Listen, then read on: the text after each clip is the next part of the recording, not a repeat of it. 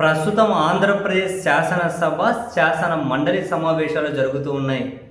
శాసనసభ సమావేశాలకు ఎటు వైఎస్ఆర్ కాంగ్రెస్ పార్టీ వాళ్ళు వెళ్ళడం లేదు కాబట్టి మొత్తం అధికార కూటమి వాళ్ళే కాబట్టి అక్కడ చర్చలు గిర్చలు ఏం పెద్దగా ఉండవు. కావాల్సిన ఆమోదించేసుకొని వాళ్ళకి ఏది కావాల్సినది మాట్లాడుకుంటూ వెళ్ళిపోవడమే. అవంత ఆసక్తి కూడా కలిగించడం లేదు.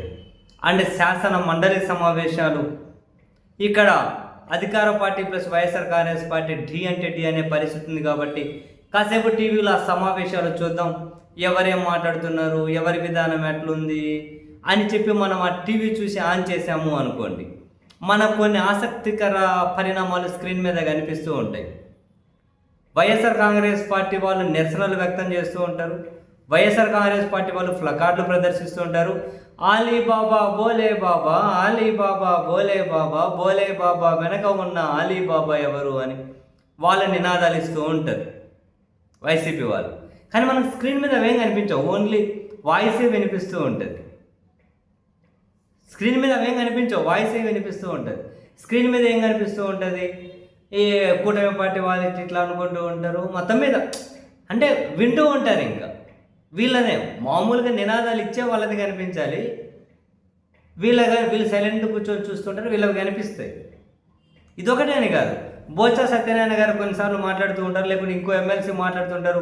అట్లా మెరుపుతీగలా వాళ్ళ మీద కెమెరా ఇట్లా పెట్టి ఇట్లా పోతూ ఉంటుంది, వాళ్ళ మీద ఫోకస్. వాళ్ళు కనపరారు, అది అధికార పక్షం వాళ్ళే కనిపిస్తూ ఉంటారు. అసలు శాసన మండలిలో వైసీపీ ఎమ్మెల్సీలు మాట్లాడుతూ ఉంటే, వాళ్ళు ప్రొటెస్టులు చేస్తూ ఉంటేనే ప్రభుత్వ నియంత్రణలో ఉండే ఈ లైవ్ కవరేజ్ ఏదైతే ఉందో వాళ్ళు కనీసం వాళ్ళ వైసీపీ వాళ్ళ మొహాల మీద కూడా ఫోకస్ చేయలేకుండా ఉన్నారు. మరి అటువంటిది జగన్మోహన్ రెడ్డి గారు అసెంబ్లీకి వస్తే